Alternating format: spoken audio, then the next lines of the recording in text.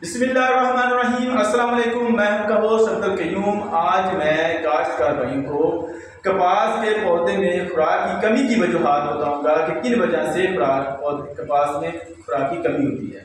Number 1, nitrogen की कमी से पत्तों का रंग हल्का सफेद हो जाता है और बाद में पीला पड़ जाता है।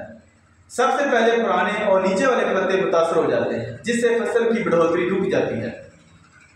फास्फोरस की कमी से इससे पौधों की नशोनुमा रुक जाती है, पौधों का कद छोटा रह जाता है और पत्ते गहरे सब्ज हो जाते हैं। टिंडे देर से बनते हैं, टिंडों का साइज छोटा रह जाता है और टिंडे देर से खिलते हैं। तने का रंग जमीन की सतह की तरह पीला हो जाता है। पोटाश की कमी से पत्तों के किनारे पीले और जर्द माइल हो जाते हैं। दरमियानी रगों का रंग सुर्ख माइल हो जाता है। ज्यादा कमी की सूरत में पत्ते किनारों से खुश्क हो जाते हैं और झुलसे हुए भी नजर आते हैं।